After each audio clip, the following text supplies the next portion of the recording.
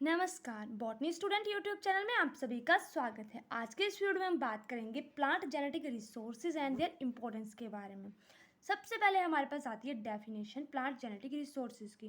3 definition है हमारे पास जो कि अलग अलग टाइम पे अलग अलग ईयर में दी गई हैं। सबसे पहले आती है सबसे पुरानी डेफिनेशन, जिसमें बोला जाता है plant genetic resources describe the variability within plant that come from human and natural selection over millennia। बहुत समय से हमारे पास जो है वो अलग अलग तरह की वेरिएबिलिटी आती है प्लांट में ह्यूमन और नेचुरल सिलेक्शन की वजह से, उनको बोलते हैं प्लांट जेनेटिक रिसोर्सेज। और ये बेसिकली कंसर्न होते हैं एग्रीकल्चर क्रॉप्स में। उसके बाद हमारे पास सेकंड डेफिनेशन आती है according to 1983 revise international undertaking on plant genetic resources for food and agriculture of FAO, food and agriculture organization द्वारा ये डेफिनेशन है। इसमें बोलते हैं कि plant genetic resources are defined as entire generative and vegetative reproductive material of species with economic and social value, especially for agriculture of the present and future, with special emphasis on nutrition plants। ऐसे vegetative या generative plant material जो जिनकी economic और social value काफ़ी ज़्यादा हो, ठीक है, उनको इन्होंने जो डिफाइन किया था प्लांट जेनेटिक रिसोर्सेज। उसके बाद हमारे पास आ जाता है थर्ड डेफिनेशन जो दी गई है PGRFA, यानी कि plant genetic resources for food and agriculture द्वारा। उन्होंने बोला था the diversity of genetic material contain in traditional varieties and modern cultivars as well as crop wild relative and other wild plant species that can be used now and future for food and agriculture। इन्होंने plant genetic resources को बोला था कि ऐसा हमारे पास diversity of genetic material जो कि traditional हो या फिर मॉडर्न हो, उन सब से स्पीसीज को चाहे हम आज यूज़ कर रहे हैं या फ्यूचर में यूज़ कर रहे हैं फॉर फूड एंड एग्रीकल्चर, तो उसको उन्होंने बोला प्लांट जेनेटिक रिसोर्सेज। ये आगे हमारे पास डेफिनेशन। अब हिस्ट्री की बात करते हैं तो सबसे पहले प्लांट जेनेटिक रिसोर्सेज को जो है वो 10,000 ईयर अगो स्टार्ट किया गया था, ठीक है, जब फार्मर्स ने सेलेक्ट किया था genetically variation they found in wild plant to develop their crops. अब जैसे जैसे हमारी ह्यूमन पॉपुलेशन अलग अलग जगह पे जाने लगी तो हमारे पास जो है अडेप्टेशन होने लगी, हम अपने साथ जो इन स्पीसीज को एक जगह से दूसरी जगह लेके जाने लगे, तो उससे क्या हुआ, स्पीसीज ने भी अपनी जो है अडेप्टेशन करना शुरू कर दी। लाइक कुछ जो है हमारे पास कोल्ड रीजन की थी वो हीट रीजन में भी जो है ग्रो करने लग पड़ी, उन्हें कुछ इस तरह से अडेप्टेशन हुई। In the recent centuries although human had been prolific in collecting exotic flora from all corners of the globe to fulfill their gardens, human being ने सारी दुनिया से अलग अलग तरह की चीज़ें जो हमारे यहाँ ग्रो नहीं करती, हम उनको भी जो है एक दूसरी जगह से ला के चाहे अपने गार्डन के लिए या फिर हमारी क्रॉप के लिए, ठीक है, कुछ नई नई वेराइटीज़ को हम जो है कलेक्ट करते हैं। लेकिन ये 20वीं सेंचुरी से पहले ऐसा नहीं होता था। रशियन जेनेटिक्स है हमारे पास, निवोलिया वेविलोव, इनका काफ़ी ज़्यादा कंट्रीब्यूशन है हमारी बॉटनी में। उनको बोलते हैं father of plant genetic resources. उन्होंने जो है रियलाइज़ की थी वैल्यू जेनेटिक वेरिएबिलिटी की, ठीक है, for breeding and collecting thousand of seeds during his extensive travel to establish one of the first gene bank, और फर्स्ट जीन बैंक भी उन्होंने ही एस्टैब्लिश किया था। It was not until 1967 that the term genetic resources was coined by Otto Frankel and Erna Bennett. हमारे पास auto Frankel और इना ब्रेंटल ने जो है पहली बार टर्म जो है क्वाइन की थी। Story international conference on crop plant exploration और conservation organise by FAO, food and agriculture organisation की जो ये कॉन्फ्रेंस थी उसमें, and international biological programme IBP बोलते हैं जिसको, उसमें जो ये टर्म क्वाइन की गई थी। प्लांट जेनेटिक रिसोर्सेज को हम 8 ग्रुप में डिवाइड करते हैं, serial, legume, forage crops, oil crops, industrial crop, vegetable, medicinal and ornamental plants. अब बात करते हैं इसकी पॉलिसी की, ठीक है, उसके बाद करेंगे इसकी इंपॉर्टेंस की बात। पॉलिसी में हमारे पास, तो पॉलिसी में सबसे पहले आता है in response to growing awareness of global value and 3 to biological diversity the United Nation drafted the 1992 conventional biological diversity, जिसके बारे में हमने पिछली वीडियो में पढ़ा था। CBD बोलते हैं, कन्वेंशनल बायोलॉजिकल डाइवर्सिटी, इसमें इसको हम हिंदी में बोल सकते हैं संधि हुई थी, ठीक है, अलग अलग कंट्रीज़ यहाँ पे आती है और उनकी कॉन्फ्रेंस होती है हर 2 साल के बाद CBD में। तो उन्होंने क्या किया था, CBD को बनाया था। CBD का जो है हमारे पास आर्टिकल्स हैं, 41 आर्टिकल्स हैं इसके। आर्टिकल 15 जो है CBD का वो बताता है that countries have national sovereignty over their genetic resources but there that there should be facilitated access and benefit sharing under mutually agreed term and with prior inform content. इसमें बोलता है कि हर एक कंट्री के पास अपना जो है जेनेटिक रिसोर्सेज के ऊपर राइट है, लेकिन असेस एंड बेनिफिट शेयरिंग को भी उन्होंने निगलेक्ट नहीं किया है। उन्होंने कहा है कि इसके ऊपर भी फोकस करना है कि जिसने भी आपको नॉलेज दिया आप उसके साथ प्रॉपर उसकी शेयरिंग कर रहे हैं। तो पहली पॉलिसी आ गई हमारे पास CBD। दूसरी आती है TTGRFA, जिसको हम बोलते हैं the International Treaty on Plant Genetic Resources for Food and Agriculture, adopted by FAO in November 2001 and come into force 2004। जो हमारे पास TTPGRFA है, ये एस्टेब्लिश हुआ था several mechanism under the multilateral system which grant free access and equitable use of 64 of world most important crop for some use, research, breeding and training for food and agriculture। उन्होंने इसमें क्या बोला था, जो हमारे पास second policy आती है plant genetic resources की, कि जो भी हमारे पास 64 स्पीसीज ऐसी हैं क्रॉप्स की जिनको सभी लोग यूज़ कर सकते हैं, ठीक है, पूरे वर्ल्ड वाइड वो यूज़ हो सकती हैं, research, breeding, training for food and agriculture.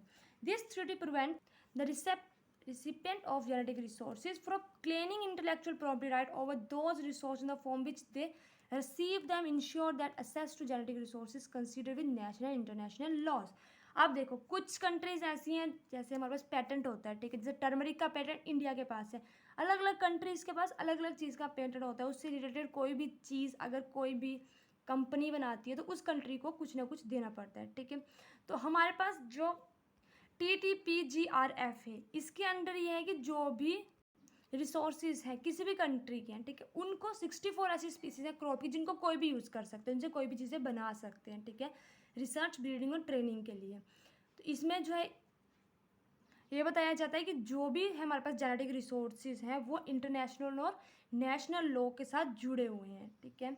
Third हमारे पास जो पॉलिसी है वो है नगोया प्रोटोकॉल। नगोया प्रोटोकॉल जो है 2010 में आई थी और 2014 में जो है ये पूरी तरह से जो है एक्सेप्ट कर ली गई थी। नगोया प्रोटोकॉल में है क्या, नगोया प्रोटोकॉल में जो है बोला जाता है कि जो भी जेनेटिक रिसोर्सेज हैं उनका फेयर एंड इक्विटेबल शेयरिंग होनी चाहिए। जिसने भी आपको नॉलेज दिया है जेनेटिक रिसोर्सेज का, किसी प्लांट स्पीसीज का, उनसे, किसी कंट्री से, किसी कंपनी को, हर किसी को जो है वो प्रॉपर शेयरिंग मिलनी चाहिए जो भी मटेरियल है उसकी। ये है नगोया प्रोटोकॉल, 2010 बोलते हैं इसको, ठीक है, क्योंकि ये नगोया में जो है CBD की एक कॉन्फ्रेंस थी 2010 में नगोया में, उसमें ये फर्स्ट टाइम इसको रखा गया था।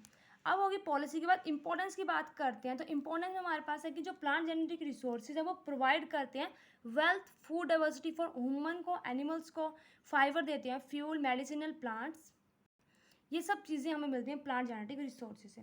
Affected water regulation in nature, prevent soil erosion and degradation, ये सब चीज़ें करता है हमारे पास जो प्लांट जेनेटिक रिसोर्सेज है। Plant genetic resources are conserve in the gene bank for further use, so help in sustainable food security and reducing poverty। Plant genetic resources में हम जीन बैंक में स्पीसीज को स्टोर करके रखते हैं, उनके germ plasm को, तो उससे आने वाले टाइम में फूड सिक्योरिटी से, क्योंकि कई बार क्या होता है अकाल वगैरह पड़ता है, बहुत ज़्यादा हीट हो जाती है, फिर बहुत ज़्यादा रेन हो जाती है, तो कुछ स्पीसीज जो है टोटली उनके मतलब बीज ही खत्म हो जाते हैं। तो अगर हमने अपने जीन बैंक में जीन रखे होंगे तो हेल्प होती है, ठीक है। PGR help us to conserve the traditional and wild variety of many species. In the early century, there are a lot of species we consume, we grow, but now only 10 to 20% of the species are present that we consume। पहले तो बहुत सारी species थी अलग अलग तरह की। अगर हम अपने पुराने यानी कि अपने ग्रैंड फादर, ग्रैंड मदर से पूछें तो वो भी हमें जो है अलग अलग तरह की चीज़ें बताएंगे जो वो खाते हैं, लेकिन अब भी इस टाइम में हम सिर्फ और सिर्फ राइस और वीट के ऊपर आके रह गए, ठीक है, या फिर कुछ पल्सेस होगी, बहुत लिमिटेड चीज़ें हैं जो हम कंज्यूम करते हैं और उन्हीं को ग्रो करने पे हम फोकस करते हैं और उन्हीं को कंज्यूम करते हैं। तो we prefer only limited species that we easily grow and more benefit to us. So PGR help us to store some seed of this species at they are not present now. अब क्या हो रहा है, हम एक इस agriculture में क्या होता है, हम बहुत सारी लैंड के ऊपर, पहले उस टाइम उस जगह पे कुछ और चीज़ें होंगी, लेकिन इस टाइम पे हम लोग जो है एक ही चीज़ को बार बार ग्रो कर रहे हैं। तो कुछ ऐसी स्पीसीज हैं जो कि बिल्कुल बिल्कुल एक्सटिंक्ट होती जा रही हैं। तो जो प्लांट जेनेटिक रिसोर्सेज को अगर हम स्टोर करके रखेंगे तो उससे हेल्प होती है। एग्जाम्पल के लिए 10,000 variety of wheat grow in China in 1949 में चाइना में 10,000 वेराइटी ऑफ वीट ग्रो की, लेकिन 1970 में जो है ये सिर्फ और सिर्फ 1000 पे आ गया, ठीक है। मैक्सिको में जो है 20% ऑफ लोकल मेज variety that were noun in 1930। 1930 से अगर हम देखें तो उसमें से सिर्फ और सिर्फ 20% स्पीसीज जो मेज वैरायटी है वो ही ग्रो की जा रही है, ठीक है। Due to addition of some non native species we can destroy our plant genetic resources. कुछ चीज़ें ऐसी होती हैं, जैसे हम लोग कहीं जा रहे हैं, वहाँ से किसी स्पीसीज को हमें कोई प्लांट अच्छा लग रहा है तो हम उसको लेके अपने एरिया में ला रहे हैं, वहाँ पे उसने जो है अपना पूरा अच्छा खासा फैल गया वो पेड़, बहुत सारे और उसके जो है वो प्लांट जो है डेवलप हो गए, वहाँ की जो एरिया है वहाँ पे उसने अडेप्टेशन कर ली। लेकिन जो हमारी खुद की पुरानी स्पीसीज है वो उसकी वजह से डिस्ट्रॉय हो जाती हैं, ठीक है। Loss of genetic diversity in traditional upland rice germplasm in north Thailand due to the replacement of large number of traditional variety with the small number of modern variety. Large number of traditional varieties को जो Thailand है, northern Thailand, वहाँ पे replace कर दिया गया है small number of modern varieties से, ठीक है, नई वेराइटी से। Resolve the problem narrow genetic base. Value of local landrace in plant breeding. Landrace होता है हमारे पास domestic and local adapted traditional variety which has adapted to its natural and cultural environment of agriculture।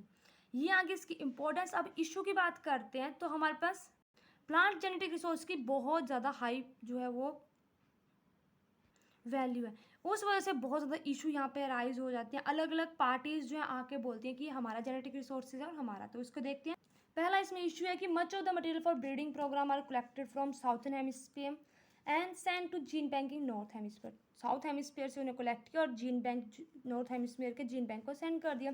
A concern that lead to more emphasize the national sovereignty of plant genetic resources and instigated policy that address the imbalance. अब ये तो imbalance हो गया कि ये कहाँ का genetic resource है, साउथ का रिसोर्स उठा के नॉर्थ में भेज दिया, तो इससे भी जो है काफ़ी ज़्यादा एक कॉन्ट्रोवर्सी आ रही है, ठीक है। The increase use of plant genetic information for research, for example to find gene of interest for drought tolerance had led to controversy on whether and to what extent the genetic data separate from the organism and subject to the international ABS। ABS होता है हमारे पास assess and benefit sharing। हमारे पास क्या हो रहा है, हम लोग जो है दिन पर दिन तरक्की करते जा रहे हैं, बहुत सारी स्पीसीज ऐसी हैं लाइक वीट हो गया, मेज हो गया, उनको हम जो है उनकी मॉडिफिकेशन कर रहे हैं बायोटेक्नोलॉजी द्वारा, उनमें जो है नई नई चीज़ों को हम ऐड कर रहे हैं। लेकिन जो पुरानी चीज़ है, कई बार ऐसा होता है हमने बहुत ज़्यादा उसमें मॉडिफिकेशन करते करते करते हम बहुत यूनिक चीज़ बन जाती है, और वो कई बार कुछ ऐसा इन्वायरमेंट कंडीशन क्रिएट हो जाती है जिसमें वो कैपेबल ही नहीं होती ग्रो करने में। तो हमें हमारी जो रियल ट्रेडिशनल हम यूज़ करते हैं उन स्पीसीज़ को भी बचाना पड़ता है।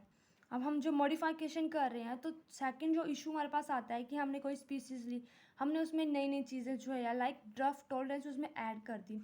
अब किसी और कंट्री की वो स्पीसीज़ है, किसी और कंट्री में उसमें एडिशन की, तो अब इशू ये आता है कि वो किस कंट्री की स्पीसीज़ रहेगी, ठीक है। उसमें कई बार जो है ABS हो जाते हैं, यानी कि असेस टू बेनिफिट शेयरिंग। जो कंट्री है दूसरी उसको बेनिफिट ना दे के जिन्होंने उसके डाटा को चेंज किया है, लाइक उसमें कोई भी मॉडिफिकेशन किए, वही उसका बेनिफिट ले रहे हैं, तो ये काफ़ी बड़ा एक इशू हो जाता है।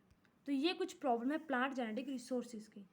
तो ये थी हमारी आज की वीडियो, इसी के साथ हमारी वीडियो कंप्लीट होती है। होप आपको मेरी वीडियो अच्छी लगी। अगर आपको मेरी वीडियो अच्छी लगी तो प्लीज़ मेरी वीडियो को लाइक करें, चैनल को सब्सक्राइब करें। Thank you.